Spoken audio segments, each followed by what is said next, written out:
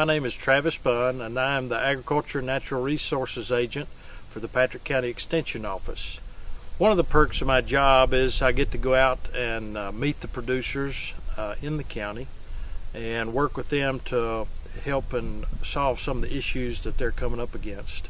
Work with the stakeholders in the county, try and get a feel for what all is going on, and if there is an issue or something that needs addressing, then we try and put together some type of educational programming to address that so that everybody can come together and maybe work through it as a whole and get that issue resolved. You know, Patrick County is a diverse county, especially in regards to agriculture. As a whole, the market value of all the products sold in Patrick County is nearly $16 million. The average market value of ag products per farm is just under $26,000. Kind of to add to that, the estimated market value of land and buildings used in production here in Patrick County is just under $278 million.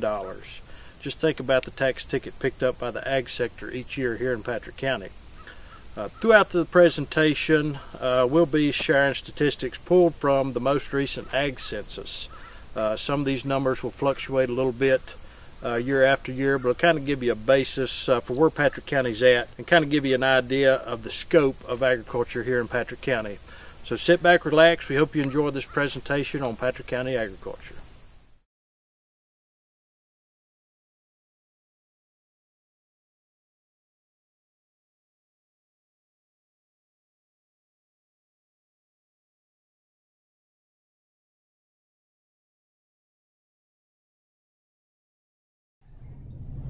Hi, my name is Matt Lohr, and I have the great honor of serving as the Commissioner of Agriculture and Consumer Services for the Commonwealth of Virginia.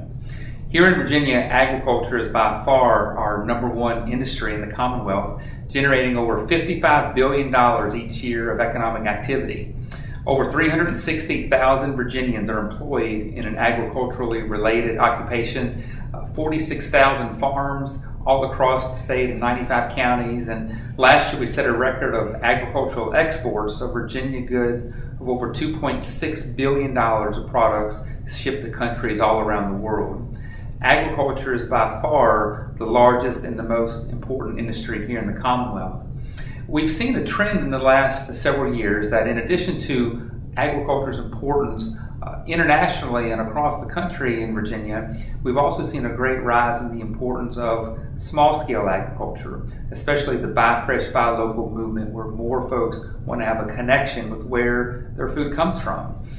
The increase in demand of Virginia's farmers markets to CSAs, even large retailers are now looking to contract with local farmers to supply local grown foods in large-scale stores as well. That's an exciting component of Virginia agriculture that continues to grow and continue to expand and shows tremendous opportunity in the future. And it also attracts a large number of young producers who want to get involved in agriculture when they can directly have those ties with the consumer. So Virginia agriculture remains very, very important in the Commonwealth. Small-scale agriculture continues to grow and expand, and the multiplier effect in the Commonwealth for agriculture is 1.8.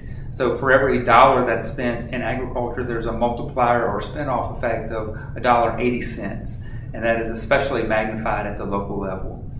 So that's where agriculture is across the Commonwealth, and now we're going to take a look at the importance of agriculture in Patrick County. Thank you very much.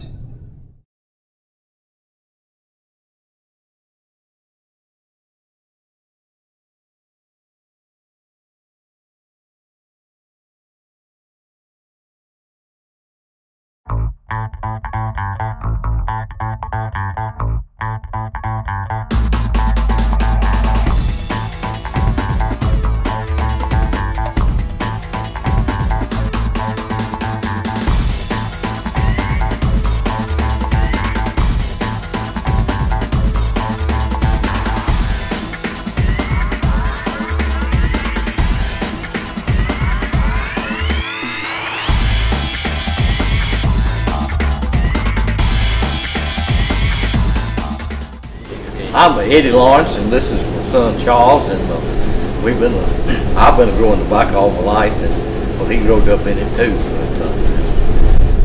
But, This farm where we live on was my dad's, and then my mother's daddy owned the place before that. And they all farmed some and made a living on it. And if Charles would, likes to go ahead and carry on everything as a tradition and can make a living, and if he enjoys it, I'd like to see him be able to do that.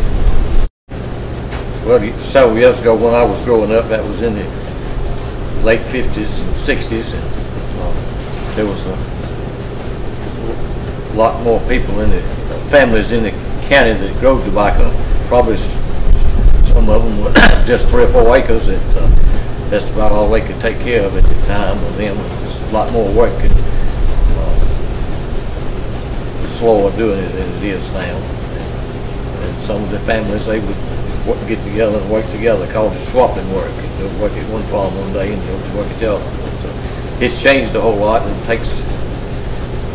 takes a whole lot more acres to make any money. The cost of living is much higher than it was then, and probably most of the people back in the 50s and the 60s, they grow most of the food more so than anybody does now, and didn't have to have a lot of money to pay big bills or live on or buy groceries like you do now.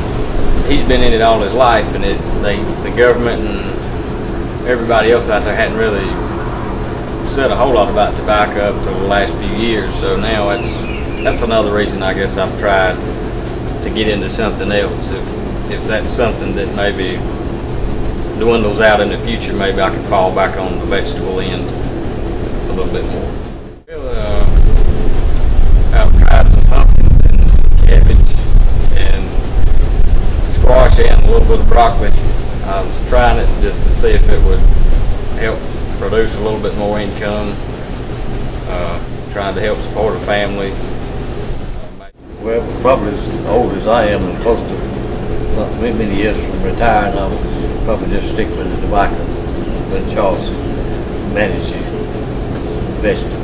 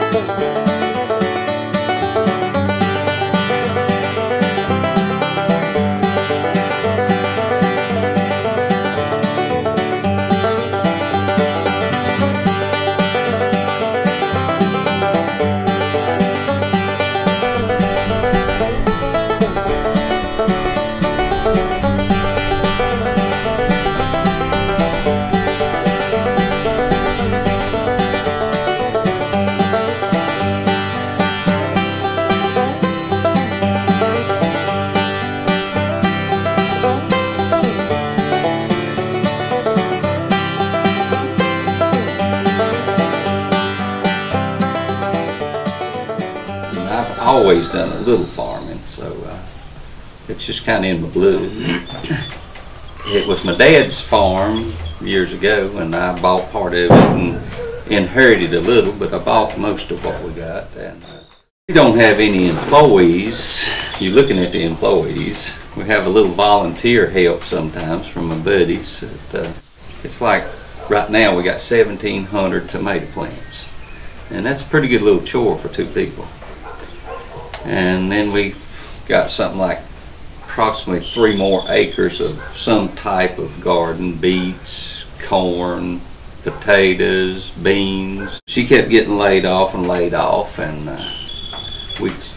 I seen that she could sell tomatoes, and I knew I could grow them, so that's the reason that we tried to do that, create her a job, us an income. Every bit of the income that we get at this household comes from the land, some way or another, everything. We grow everything to eat. Well, some of these guys that's growing the cabbage, you know, they grow pretty good, big acres of cabbage. Well, that's creating jobs for some of the local help to help them harvest that and bag it and crate it. Well, then there's a guy that's got to have a big rig somewhere to haul it, and it may go to New York or somewhere. Well, that guy's got to haul it, and that's a job for him. And when it gets there, there's somebody going to unload it, and that's a job for that guy. Then somebody's going to distribute it out, and it's going to go to this little grocery store, that little grocery store, that restaurant around, and it creates lots of jobs all the way down the line. If there was no agriculture at all, it'd be devastating to this little area, because you can't go anywhere and get a job. If there was no agriculture right here on this farm possible, we'd go to where there was. You cannot look in that computer and get you a nice big potato or tomato. You can punch on that thing all you want to, and it won't hand you one. We give a whole lot of stuff away, you know, with family and friends and the elderly, and you know. But that's rewarding also. It is. Yeah, it I mean, is. it pays back. It does. We're just farmers, plain and simple. Plain and simple, yes.